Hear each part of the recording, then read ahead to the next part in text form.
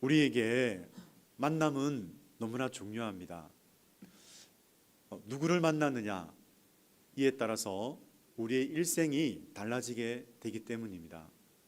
그래서 좋은 만남, 좋은 사람을 만나고, 그리고 또 좋은 사람이 또 좋은 만남이 있다면 그것은 참 행복한 일이죠. 그래서 성도 여러분, 만남의 복을 구하시기 바랍니다. 만남의 복 가운데 우리가 살아가기 원합니다. 과거에 헬렌 켈러라는 사람, 이 인생이 설리반이라는 선생님을 만남으로 인해서 그는 완전히 다른 인생을 살게 되었어요. 참 헬렌은 시각, 청각, 언어장애의 삼중고를 겪을 수밖에 없었던 참 불행한 여인이었습니다. 하지만 그녀에게 이 설리반 선생을 만남으로 인해서 설리반 선생은 그녀의 눈이 되고 그녀의 귀가 되고 또 언어장애를 회복할 수 있는, 언어장애를 극복할 수 있는 힘을 주었던 것이죠. 그 헬렌 켈러의 명언 중에 이런 말이 있습니다. 나는 눈과 귀를 잃었지만 정신만은 잃지 않았어요. 세상이 비록 고통으로 가득하더라도 그것을 극복하는 힘도 가득하답니다. 세상에는 가장 아름답고 소중한 것은 보이거나 만져지지 않습니다. 단지 가슴으로만 느낄 수가 있어요. 고개 숙이지 마십시오. 세상은 똑바로 정면으로 바라보세요. 세상을 똑바로 정면으로 바라보세요. 이런 힘을 얻을 수 있었던 것은 바로 설리반 선생님을 만났기 때문이에요. 오늘 본문을 보시면 위대한 만남의 이야기가 나옵니다. 참으로 그 위대한 만남, 실패한 것 같은 인생이 예수 그리스도를 만남으로 인해서 그 인생의 대반전의 은혜가 베풀어지고 있어요. 오늘 이 은혜가 우리 모두에게 있기를 원합니다. 예수를 만남으로 인해 우리에게 베풀어지는 그 대반전의 은혜는 무엇일까요? 첫째는 되어지는 기적을 경험하게 됩니다. 오늘 말씀 누가복음 5장 5절 6절 말씀을 우리 같이 읽겠습니다. 시작. 시몬이 대답하여 이르되 선생님, 우리들이 밤이 새도록 수고하였으되 없지만은 말씀에 의지하여 내가 그물을 내리리이다 하고, 그렇게 하니 고기를 잡은 것이 심이 많아 그물이 찢어지는지라. 아멘. 보니까 예수님께서 게네사렛 호숫가에서 말씀 사경회를 여셨어요. 말씀을 마치고 나서 베드로를 보시면서 이렇게 말씀하십니다. 깊은 데로 가서 그물을 내려 그물을 잡으라. 그곳은 게네사렛 호숫가, 갈릴리 바다라고 말합니다. 그곳에서 예수님의 말씀, 베드로가 그 예수님의 말씀을 들었을 때 어떤 반응을 보이고 있습니까? 정말 잔뼈 굵은 어부였어요. 예수님보다도 전문적인 지식을 가지고 있던 어부였어요. 그러니 상식에 맞지 않는 말을 들었을 때, 그때 깊은 물속에 고기가 없다라는 것을 아는데도, 또 고기 이동이 없는 한낮인데도 그것을 알고 있는데도 베드로는 이 예수님의 권세 있는 말씀에 감동이 되었습니다. 그래서 베드로는 이렇게 하죠. 우리가 밤이 새도록 수고했지만 잡은 것이 없었습니다. 만일 베드로가 거기까지 듣고 거기까지 말하고 멈추었다면, 그냥 지나갔다면 아무것도 일어나지 않았을 거라는 거죠. 그런데 베드로는 어떻게 합니까? 그냥 거기에서 멈춘 것이 아니라 주님의 말씀에 반응합니다. 내리겠습니다.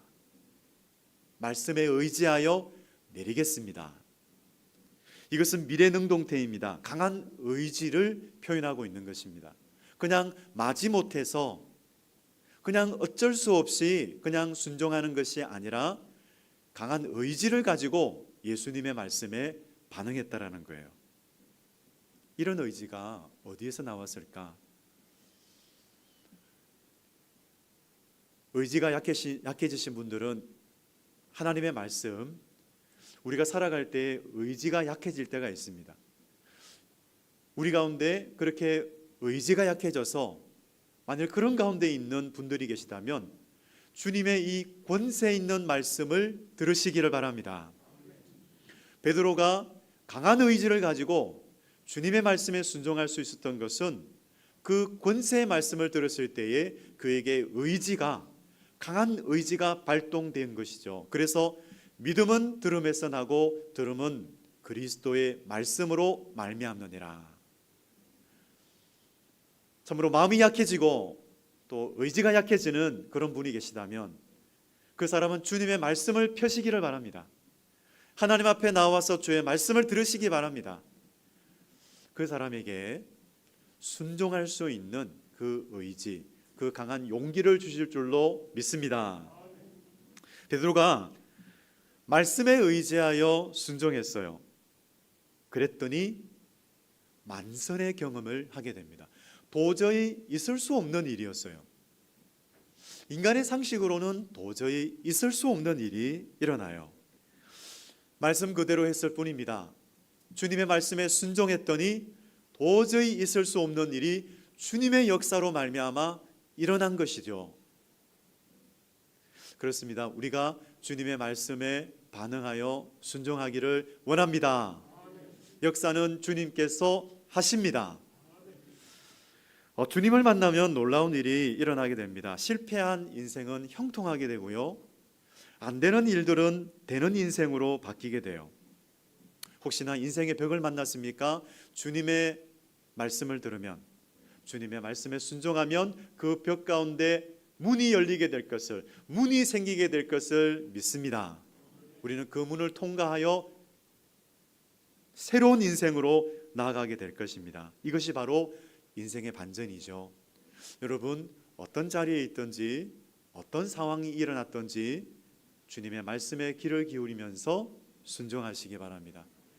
순종하는 자에게 이 대반전의 은혜가 베풀어질 줄로 믿습니다.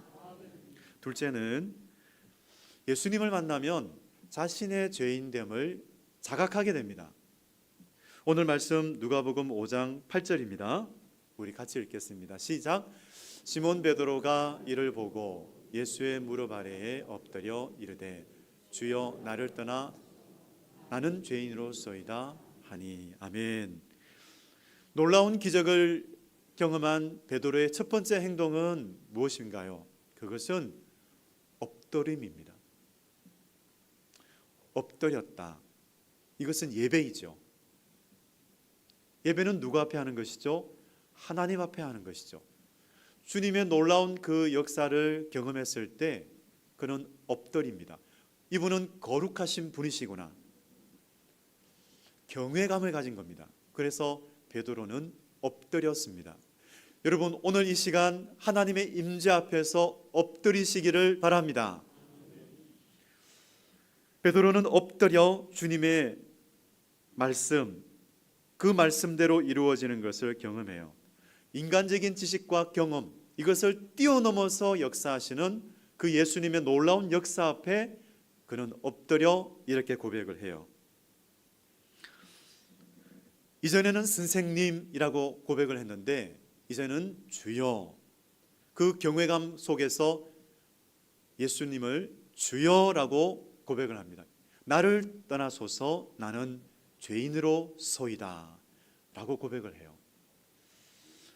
베드로가 단지 지식적으로 몇 가지 죄만을 깨닫고 그렇게 고백한 것이 아니라 자신의 죄인됨을 가슴 깊이 그가 느꼈다라는 것이죠. 깨닫게 되었다라는 것이죠. 이처럼 우리가 주님을 만나면, 예수님을 만나면 이런 자신의 죄인됨을 깨닫게 된다라는 거예요. 근데 그 자리가 어떤 자리냐? 첫사랑의 자리예요. 여러분, 그 첫사랑의 자리를 생각해 보시기 바랍니다.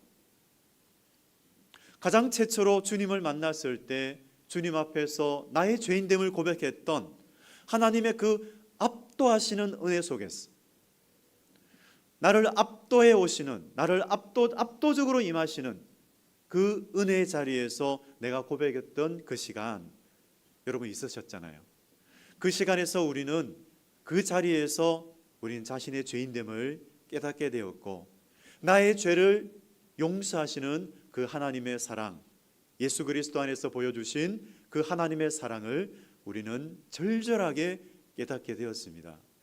혹시나 그 첫사랑을 잃어버리고 그냥 그냥 덤덤하게 신앙생활하고 있는 분이 계시다면, 그 모든 마음을 잃어버리고 그냥 그저 그렇게 신앙생활하고 있는 분이 계시다면, 오늘 이 자리가 그 첫사랑을 회복하는 자리가 되시기를 바랍니다.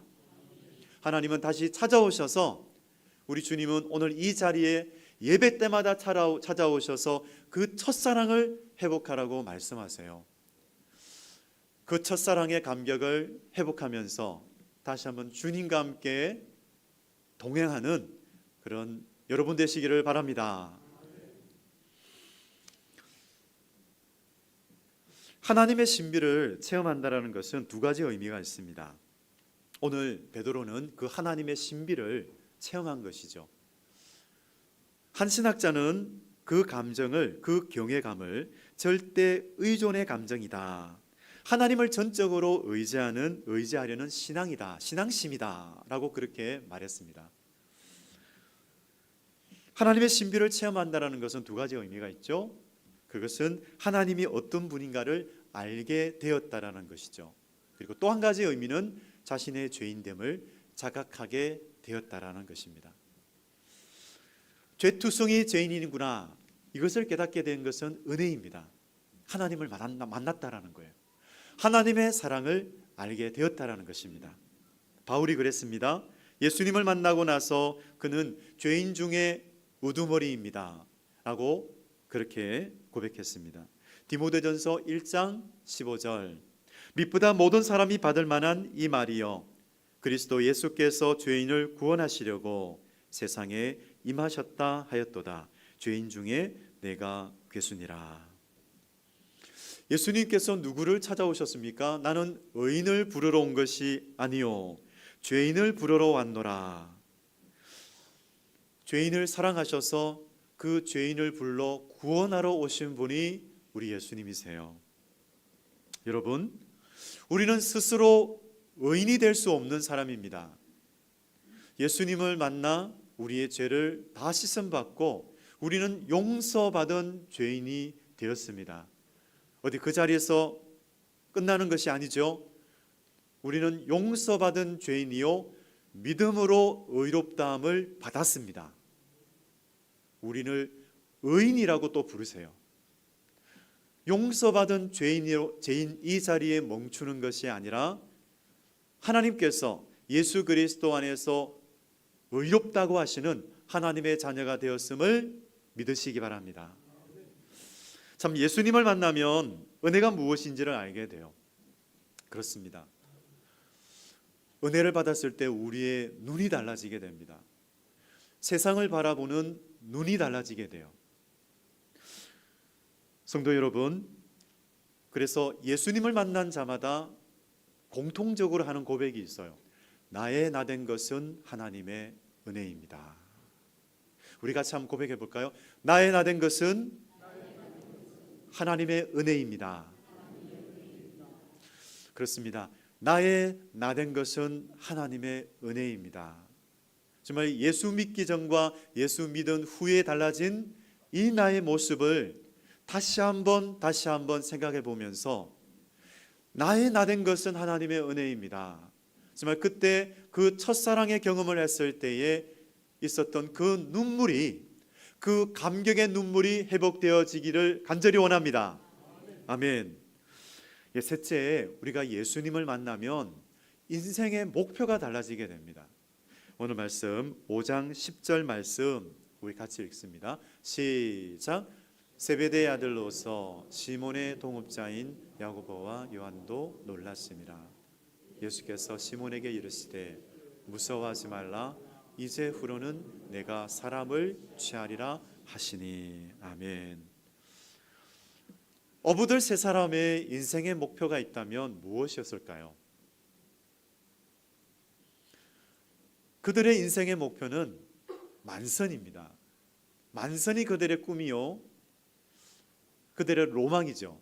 언제나 집에 갈 때마다 가득한 고기를 들고 그 기쁨을 가지고 가족들을 만나는 것, 그것이 그들의 꿈이요 로망이었습니다. 주님은 아마 그걸 아셨을 거예요. 그래서 그들을 아시는 주님께서 그 만선의 기쁨을 그들에게 주시는데, 주님은 그곳에서 그 자리에서 멈추는 것이 아니라 그 베드로와 야고보와 요한이 생각했던 그들의 계획과 그들의 생각과는 전혀 차원이 다른 또 다른 인생으로 그들을 인도하셨다라는 거죠. 그래서 주님은 이제후로는 내가 사람을 취하리라, 이 말씀을 베드로에게 주셨습니다. 오늘 이 자리가 우리 인생을 새롭게 하시는, 새로운 목표를 주시는 그 이야기, 그 주님의 말씀을 듣는 자리가 되시기를 바랍니다. 여러분, 사람을 취한다라는 말은 무슨 말일까요? 사람을 살린다라는 말이에요. 사람의 인생을 새롭게 한다라는 말이죠. 그리고 예수로 부욕케 하는 일을 이룬다라는 것이죠. 예수 그리스도로 말미암아서 사람을 살리고 사람을 새롭게 하고 그 인생을 부욕케 하는 일, 여러분, 이보다 멋진 일이 어디에 있겠습니까? 이 일은 목회자만 하는 것이 아닙니다. 오늘 베드로에게 하셨던 내가 사람을 취하리라, 사람을 살리는 그 일을 오직 목회자에게만 맡긴 것이 아니라 구원받은 주님의 백성들에게 맡기셨어요. 그래서 여러분들 한 사람 한 사람에게 이제 하나님은 말씀하십니다. 이제후로는 내가 사람을 취하리라. 여러분, 오늘 이 시간 선포되는 이 말씀을 믿음으로 취하시기 바랍니다.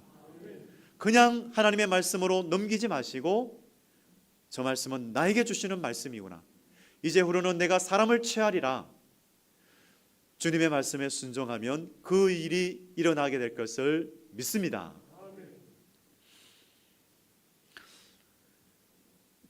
주님이 십자가를 지시기 전에 그들은 복음 전도를 했어요. 주님의 명령을 따라 그들은 살았습니다.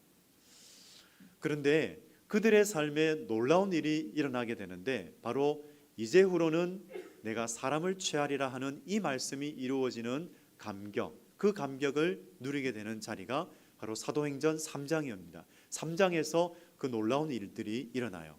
성전 미문에 한 안전뱅이가 앉아 있었고, 베드로와 요한은 그때 습관을 따라서 기도하러 들어가는 자리였어요. 근데 성전 미문에 앉아 있던 그 안전뱅이가 그 베드로를 보면서 구걸했어요. 베드로가 그를 보았을 때 베드로는 어떻게 했습니까? 베드로는 은과 금은 내게 없거니와 내게 있는 것으로 너에게 준다. 나사렛 예수 그리스도의 이름으로 일어나 걸어라. 그 선포와 함께 그 사람이 오른손을 잡고 일으켰을 때에 예수로 말미암아 난 믿음이 그 안전뱅이를 치료했습니다.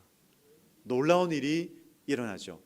베드로의 인생에 예수님의 말씀대로 이루어진 것입니다. 사람을 취하리라.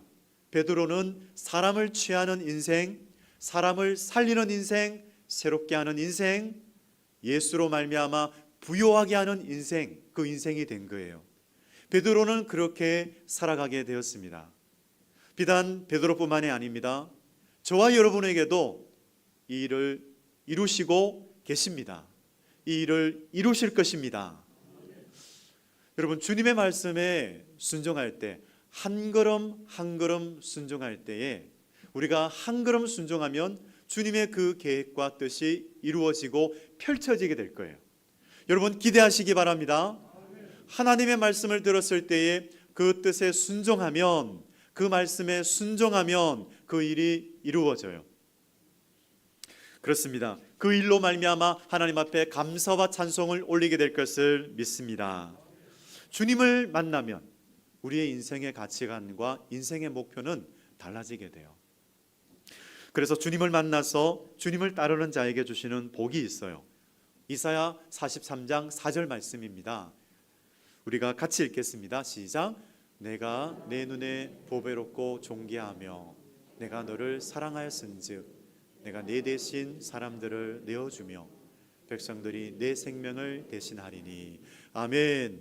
이렇게 보배롭고 존귀한 인생이 되는 것입니다. 주님을 만나 주님을 따르면 예수 그리스도로 말미암아서 우리의 인생을 보배롭고 존귀하게 만들어 주십니다.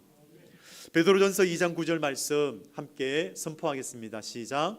그러나 너희는 택하신 족속이요 왕같은 제사장들이요 거룩한 나라요 그의 소유가 된 백성이니 이는 너희를 어두운 데서 불러내어 그의 기이한 빛에 들어가게 하신 이의 아름다운 덕을 선포하게 하려 하심이라. 아멘.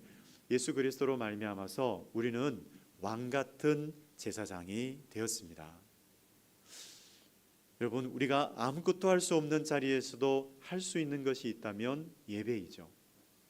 그 자리에서, 그 부르심의 자리에서 우리는 예배할 수 있고요, 아무것도 할 수 없는 그 자리에서도 우리는 기도할 수 있습니다. 우리는 기도할 수 있어요. 그렇습니다. 기도할 때에 하나님께서는 놀라운 일을 이루십니다. 우리 성상 공동체를 보실 때 주님이 주시는 그 마음을 품고 기도하시는 여러분 되시기를 바랍니다. 예수님을 따르는 그 인생은 아름다운 덕을 선포하는 자가 될 것이라고 말씀하고 계세요. 우리를 그런 인생으로 만드십니다. 예수의 향기를 내는 인생으로 만드십니다. 아름다운 덕을 선포하는 인생, 하나님께서 그 빛으로, 참으로 예수 그리스도의 그 복음의 빛으로 말미암아서 우리가 그 빛을 비추는 인생, 하나님의 그 은혜의 빛을 비추는 인생, 그 인생으로 만들어 가십니다. 여리고성에 한 사람이 있었어요. 그는 키 작은 사람입니다. 삭개오라고 하는 사람인데요, 그는 동족으로부터 외면을 받는 사람입니다. 로마 제국을 위해서 세금을 받아서 바치는 사람이었기 때문에 동족으로부터 외면을 받고 미움을 받는 사람이에요. 참으로 얼마나 외로웠을까요? 그런 인생에게 한 가지 소망의, 한 가지 희망의 소식이 들려요. 예수라는 분, 그 예수라는 분이 누구이실까? 이 사람이 예수님을 만나고 싶다고 하는 갈망이 생겨요. 그게 복이죠. 예수님을 향한 갈망이 생겼다라는 것, 나도 예수님을 좀 만나보고 싶습니다. 도대체 예수라는 분이 누구이시죠? 예수를 만나니 병든 자들이 치유를 받고 귀신 들린 자들이 치유를 받고 새로운 인생으로 변화되는 그것을 보면서 이 삭개오에게도 그런 갈망이 생겼다라는 거예요. 정말 이 갈망이 생겼다라는 것은 은혜입니다. 그래서 예수님이 지나간다는 소식을 들었을 때 그는 돌모아가 나무로 올라가요. 너무 키가 작았기 때문에 사람들 사이에서 예수님께로 나아갈 수 없었기 때문에 비록 그런 장애가 있다 할지라도 그는 돌모아가 나무로 올라가게 됩니다. 예수님께서 그냥 지나쳤다면 아무 일도 일어나지 않았겠지만 그를 바라보았을 때, 삭개오가 예수 그리스도를 바라보았을 때 예수님은 삭개오를 봐요. 볼 수 있어요. 그렇죠? 누군가를 쳐다보았을 때 서로 바라볼 수 있어요. 그런데 놀라운 것은 예수님께서 그를 보시면서 삭개오야 라고 말했다라는 거예요. 한 번도 만난 적이 없었던 그 삭개오를 보시면서 그 이름을 아시고 삭개오야 라고 부르셨어요. 여러분, 이것이 은혜이지 않습니까? 이건 은혜입니다. 이거는 삭개오를 향한 하나님의 사랑입니다. 우리에게도 이 사랑을 베풀어 주시기를 원합니다. 오늘 이 자리에 불러 모아 주시고 우리 한 사람 한 사람을 그렇게 부르십니다. 삭개오 예수님의 음성을 듣고 예수님과 집에 들어가 이야기를 나누었을 때 삭개오의 삶은, 그 인생은 변화돼요. 그 인생은 부욕해 되는 인생, 새로운 인생으로 바뀌는데, 이전에는 소유물을 쌓아서, 물질을 쌓아서 그 물질로 말미암아서 자신을 지키던 인생이었어요. 그런데 달라져요. 그 물질을 나누어 주는 인생이 돼요. 이제는 돈을 의지해서 살아가던 인생이 아니라 자기가 가지고 있는 것을 나누어 주는 인생, 예수님의 은혜와 사랑을 받으니 그 사랑을 나누어 주는 인생이 된 거예요. 이처럼 달라졌습니다. 그렇습니다. 예수님은 그를 향하여 이도 아브라함의 자손이다라고 말씀하셨어요. 이전에는 죄인 취급을 받던 삭개오가 예수 그리스도로부터 이 사람도 아브라함의 자손이다, 하나님의 자녀가 되었다, 하나님의 백성이 되었다라는 놀라운 선언을 듣게 됩니다. 그렇습니다. 예수 그리스도를 만난 자마다 이런 놀라운 인생이 펼쳐지게 되는 것을 믿습니다. 여러분, 이 세상에서 정말 고귀한 인생이 있다면 무엇일까요? 결혼을 소망하는 사람이 두 남녀가 좋은 남자를 만나고 좋은 여자를 만나는 것이 최고의 만남이 아니라 예수 그리스도와의 만남, 그 만남이 가장 고귀하고 가장 놀라운 만남임을 믿습니다. 그렇습니다. 주님을 만나는 자마다 새로운 인생이 펼쳐질 것을 믿으시기 바랍니다. 안 되는 인생은 되는 인생이 될 것이며 참으로 보배롭고 존귀한 인생으로서 인생의 새로운 목표를 가지고 살아가게 될 것을 믿으시기 바랍니다. 여러분, 그 인생이 될 수 있도록 오늘 주님께서는 우리 모든 사람들에게 말씀하셨습니다. 오늘 이 시간 들었던 주님의 말씀, 이제후로는 내가 사람을 취하리라, 아름다운 덕을 선전하는 자가 될 것이다. 여러분, 주님을 만난 자마다 복된 인생, 참으로 사람을 취하는 인생 되시기를, 새로운 목표를 가지고 살아가는 인생이 되시기를 주님의 이름으로 축원드립니다. 아멘. 기도하겠습니다.